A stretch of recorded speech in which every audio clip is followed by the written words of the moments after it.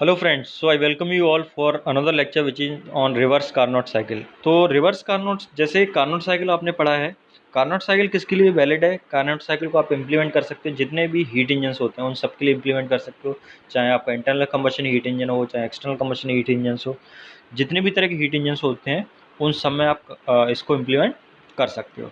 ठीक है, लेकिन कार्नोट साइकिल का एक हाइपोथेटिकल साइकिल है, कोई भी इंजन उस पर वर्क नहीं करता है। मतलब वर्क नहीं करने का मतलब एग्जैक्टली उस पर मतलब आप कोई ऐसा इंजन डिजाइन नहीं कर सकते हो जो एग्जैक्टली उस कार्नोट साइकिल में वर्क करे। और कार्नोट साइकिल एक्चुअल प्रैक्टिस में क्यों पॉसिबल नहीं है, इसका एक कारण ये है कि इसमें आइसोथर्मल प्रोसेस इन्वॉल्व है। ठीक है, और आइसोथर्मल प्रोसेस एक्चुअल प्रैक्टिस में अचीव करना मुश्किल है, क्योंकि आइसोथर्मल प्रोसेस जो होती है वो बहुत स्लो रेट पे अकर होती है, और जितनी नेचुरल प्रोसेस होती हैं वो हाई रेट पे अकर होते हैं। ठीक है, जैसे उसमें आइसोथर्मल कंप्रेशन और आइसोथर्मल एक्सपांशन है, तो वो एक्चुअल प्रैक्टिस में हम अचीव नहीं कर सकते हैं। अब आज मैं बात करने वाला हूँ रिवर्स कार्नोट साइकिल की। तो रिवर्स कार्नोट साइकिल में क्या होता है, जितने आपने रेफ्रिजरेशन सिस्टम होते हैं, रेफ्रिजरेशन एयर कंडीशनिंग सिस्टम होते हैं, वो सब कहीं ना कहीं रिवर्स कार्नोट साइकिल पे बेस्ड होते हैं। मतलब उनको आप उसमें रिवर्स कार्नोट साइकिल आप इम्प्लीमेंट कर सकते हैं। ठीक है, तो अब इसमें देखते हैं आगे।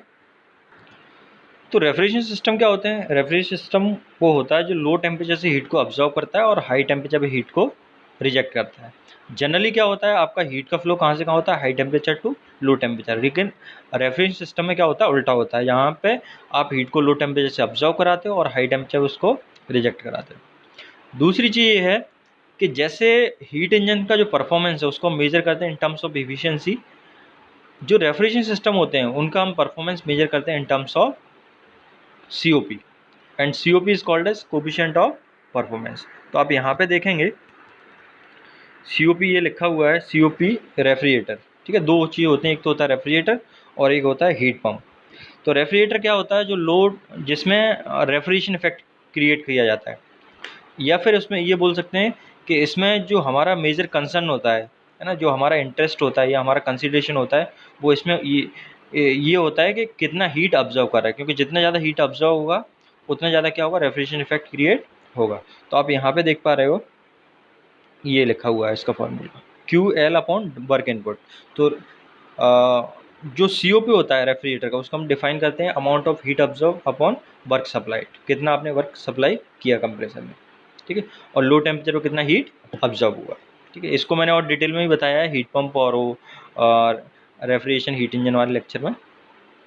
इसी तरह हीट पंप होता है। हीट पंप कहाँ यूज़ करते हैं? कोल्ड कंट्रीज यूज़ करते हैं। हीट पंप का काम होता है रूम को हीटिंग करना, और उसमें मेजर कंसर्न क्या होता है, अपना इंटरेस्ट क्या होता है कि कितना हीट रूम में रिजेक्ट हो रहा है, क्योंकि जितना ज़्यादा हीट रिजेक्ट होगा उतनी ज़्यादा हीटिंग होगी।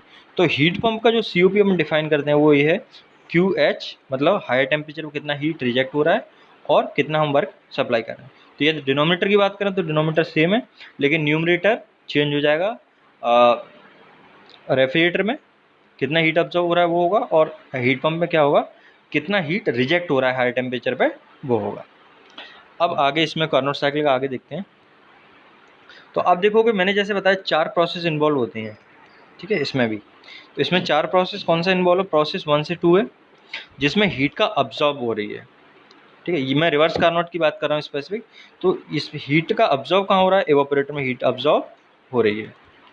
लेकिन आप देखोगे रिवर्स कार्नोट साइकिल में जो हीट का ऑब्जर्प्शन होता है वो कांस्टेंट टेम्परेचर पर होता है, मतलब आइसोथर्मल प्रोसेस है। और आइसोथर्मल प्रोसेस कैसे हो सकती है, अब इसको थोड़ा विजुलाइज करते हैं। मान लीजिए इवापोरेटर में हीट ऑब्जॉर्व हो रहा है। ठीक है, तो यदि इवापोरेटर में हीट ऑब्जॉर्व होगा तो जो रेफ्रिजरेंट होगा या कोई गैस होगी, जब वो हीट को ऑब्जॉर्व करेगी तो क्या होगा? उसका प्रेशर बढ़ेगा, टेम्परेचर बढ़ेगा। लेकिन हमको यहाँ पे टेम्परेचर कांस्टेंट रखना है, तो उसका टेम्परेचर कांस्टेंट रखने के लिए हमको क्या करना पड़ता है कि जितना हीट आप ऑब्जर्व कर रहे हैं उतना ही क्या करते जा रहा है, साथ में एक्सपांशन करते जा रहे हैं। कि गैस का एक्सपांशन होगा तो क्या होगा? टेम्परेचर कम होगा, और हीट एडिशन करेंगे तो टेम्परेचर बढ़ेगा। ये दोनों चीज़ें क्या करती हैं? एक दूसरे को बैलेंस करती हैं। तो ये जो प्रोसेस है कांस्टेंट टेम्परेचर हीट एडिशन, ये बेसिकली कौन सी प्रोसेस है? आइसोथर्मल प्रोसेस है। और या फिर हम इसको ये बोल सकते हैं आइसोथर्मल एक्सपांशन प्रोसेस है। तो 1 से 2 में कौन सी प्रोसेस हो रही है? Isothermal expansion process. फिर उसके बाद जो गैस है या जो भी वर्किंग फ्लूइड है वो जाएगा कंप्रेसर में, और कंप्रेसर में कौन सी प्रोसेस होगी? देखो आप यहाँ पे ये प्रोसेस दिखाया गया है 1 से 2। ठीक है। और कंप्रेसर में जाएगा तो कंप्रेसर में ऑब्वियसली कौन सी प्रोसेस होती है, आइसेंट्रोपिक कंप्रेशन, जिसमें आपका हीट का एडिशन रिजेक्शन नहीं हो रहा है, सिर्फ आप क्या कर रहे हो, वर्क को सप्लाई कर रहे हो। तो वर्क को सप्लाई करोगे तो आप क्या होगा, जो टेम्परेचर है, एंट्रोपी है, एंट्रोपी क्या रहेगी, कांस्टेंट रहेगी, क्योंकि एंट्रोपी क्या होती है, dq/t। आप हीट सप्लाई नहीं कर रहे हो तो dq जीरो हो गया, तो dq/t इक्वल्स जीरो, मतलब एंट्रोपी चेंज नहीं होगा लेकिन आपका टेम्परेचर बढ़ेगा। सो 2 से 3 प्रोसेस आप देख रहे हो यहाँ पे। इसके बाद अगली जो प्रोसेस इन्वॉल्व होती है रिवर्स कार्नोट साइकिल में, वो होती है आपका ये heat rejection, constant temperature heat का रिजेक्शन। अब आप यहाँ पे भी देखिए, जब सिस्टम हीट को रिजेक्ट करेगा, ठीक है, जब सिस्टम हीट को रिजेक्ट करेगा तो ऑब्वियसली उसका टेम्परेचर क्या होगा, कम होगा, ठीक है। लेकिन यदि मैं ऐसा करूँ कि हीट को मैं रिजेक्ट करता जाऊँ प्लस जो गैस है, यदि गैस से हीट को मैं रिजेक्ट करता जाऊँ तो उसका टेम्परेचर कम होगा, लेकिन साथ ही साथ मैं गैस को कंप्रेस करता जाऊँ, ठीक है, या गैस को कंप्रेस करते जाऊँगा तो क्या होगा, एक फिनोमेना ये हो रहा है कि हीट रिजेक्ट हो रही है, टेम्परेचर कम हो रहा है, लेकिन आप उसको कंप्रेस कर रहे हैं तो क्या होगा, उसका प्रेशर बढ़ेगा, प्रेशर के साथ टेम्परेचर बढ़ेगा। तो कंप्रेस करने से टेम्परेचर बढ़ रहा है और हीट का रिजेक्शन से टेम्परेचर कम हो रहा है। तो ये दोनों चीज़ एक दूसरे को क्या करेंगे, बैलेंस कर देंगे, बैलेंस कर देंगे। इसलिए ये प्रोसेस किस पे हो रही है, कांस्टेंट टेम्परेचर हो रही है। किस पे हो रही है, कांस्टेंट टेम्परेचर 2 से 3। लेकिन इस प्रोसेस में हीट का रिजेक्शन हो रहा है, इसलिए एंट्रोपी क्या होगी, कम होगी। एंट्रोपी क्या होगी, रिड्यूस होगी। आप देखो 2 से 3 प्रोसेस में एंट्रोपी क्या है, रिड्यूस होती जा रही है। इसके बाद अगली प्रोसेस है 4 to 1।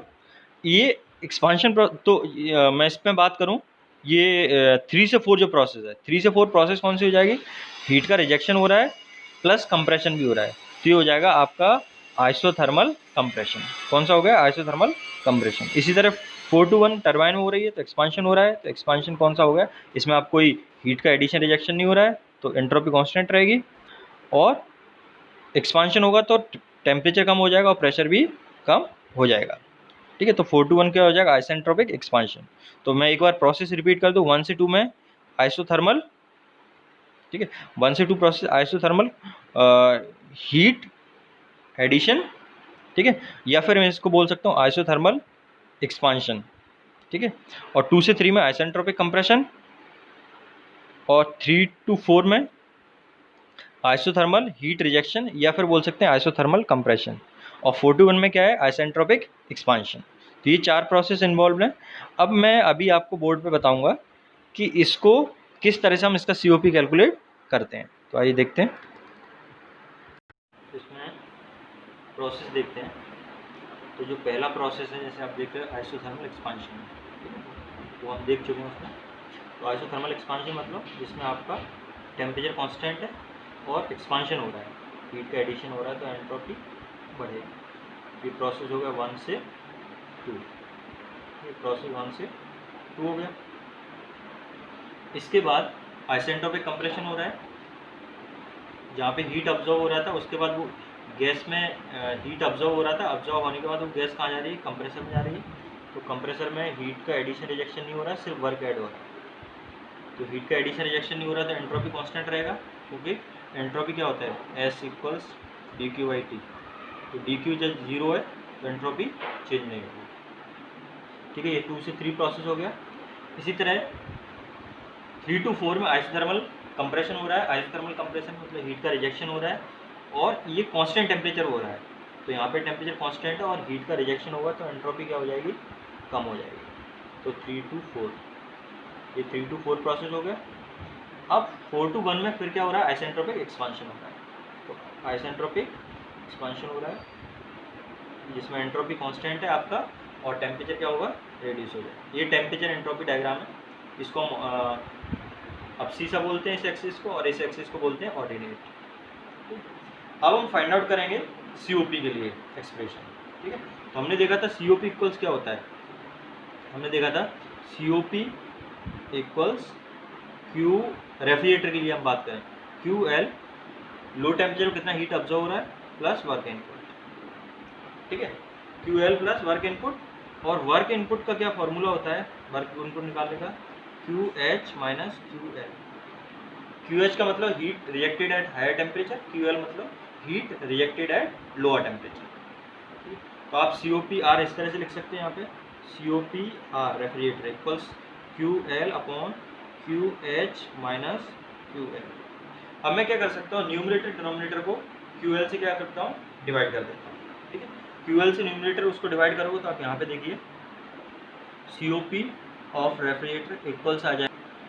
ठीक है, तो COP अब हम QL से डिवाइड करते हैं न्यूमरेटर डिनोमिनेटर को, तो क्या आ जाएगा 1 QL अपॉन QL हो जाएगा, ये 1 आ जाएगा, और इधर क्या आ जाएगा QH upon QL minus of 1। ठीक है, अब टेम्परेचर एंट्रोपी डायग्राम से हम निकाल सकते हैं, इसको मैं अलग से डिवाइड करूँगा। टेम्परेचर एंट्रोपी डायग्राम से QL निकाल सकते हैं। QL कौन सा है, यहाँ पे QL है, हीट एब्जॉर्ब हो रही है, तो QL इक्वल्स हो जाएगा आपका T1 और एंट्रोपी चेंज हो रहा है कितना, S2 माइनस ऑफ S1। ठीक है, ऐसे ही QH निकाल सकते हैं, तो QH इक्वल्स कितना हो जाएगा, QH कहाँ पे, यहाँ पे हीट एब्जॉर्ब हो रहा है, हीट रिएक्शन हो रहा है। ठीक है, यहाँ पे हीट का रिएक्शन हो रहा है, तो ये जाएगा T3 S3 माइनस S4। ठीक है, ये एंट्रोपी रिप्रेजेंट कर रहे हैं S1 S2 S3 at point 1 2 3 4 respectively. तो COP R इक्वल्स क्या हो जाएगा 1 अपॉन QH की जगह मैं वैल्यू पुटअप कर देता हूँ T3 S3 minus S4 upon QL की जगह क्या हो जाएगा T1 S2 माइनस S1। आप देखो S3 और S2 इक्वल है, S4 और S1 इक्वल है, इसलिए ये टर्म पूरा कैंसिल आउट हो जाएगा माइनस 1। तो COP रेफ्रिजरेटर इक्वल्स क्या आ जाएगा 1 upon T3 upon T1 minus of 1। ठीक है, इसको हम फर्दर कैसे लिख सकते हैं, सिंप्लीफाई करके, इसको मैं इधर नोट कर दे रहा हूँ, ये आपको समझ में आ गया होगा। तो इसको फर्दर ये लिख सकते हैं COP ऑफ रेफ्रिजरेटर इक्वल्स हो जाएगा, उसको डिवाइड करें तो ये नीचे T3 माइनस T1 आ जाएगा, T1 ऊपर पहुँच जाएगा, तो T1 upon T3 minus of T1।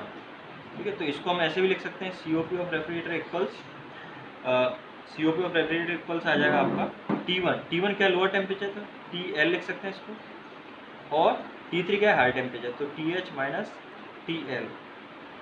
तो यहाँ से आपको क्या मिल जाएगा, यहाँ से आपको ये मिल गया कि यदि मैं TL ज़्यादा है, ठीक है, मतलब higher the temperature of heat addition, ठीक है, TL ज़्यादा है तो क्या होगा COP भी क्या होगा, ज़्यादा होगा। ठीक है, इसका मतलब टेम्परेचर ऑफ हीट अब्जॉर्प्शन ये ज़्यादा है तो COP क्या होगा, ज़्यादा होगा। और TH की वैल्यू यदि कम है, TH की वैल्यू यदि कम है तो क्या होगा, COP ज़्यादा।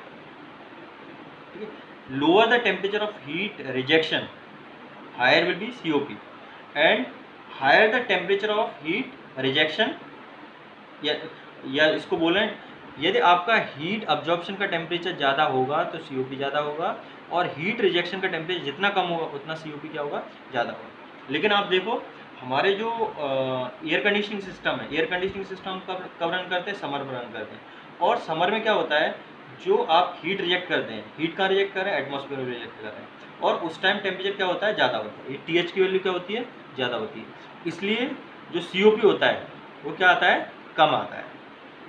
ठीक है, समझ में आया, इसको मैं आपको कोरिलेट करके बता रहा था। इसी तरह से आप क्या कर सकते हैं, आप COP ऑफ हीट पंप भी फाइंड आउट कर सकते हैं, मैं आपको बता देता हूँ, बाकी आप पूरा निकाल सकते हैं। तो COP हीट पंप कैसे निकलेगा, COP ऑफ हीट पंप हो जाएगा, हीट पंप हम क्या लेते हैं, Q हायर कितना हीट रिजेक्ट हुआ upon work input QH minus QL। तो आप इसको निकालोगे तो इसकी वैल्यू जो आ जाएगी वो आएगा आपका COP हीट पंप इक्वल्स आ जाएगा, QH से हम न्यूमरेटर डिनोमिनेटर को डिवाइड कर देंगे तो क्या आ जाएगा, यहाँ 1 आ जाएगा, 1 upon 1 minus QL upon QH। Values हम पुटअप करेंगे तो COP हीट पंप इक्वल्स आ जाएगा 1 अपॉन QL QH की वैल्यू पुटअप करेंगे, मैं डायरेक्ट सॉल्व कर दे रहा हूँ उसको, 1 माइनस QL, तो यहाँ पे आ जाएगा TL और इधर आ जाएगा TH। ठीक है, तो इसको आप सॉल्व करोगे तो COP हीट पंप आ जाएगा आपका TH upon TH minus TL।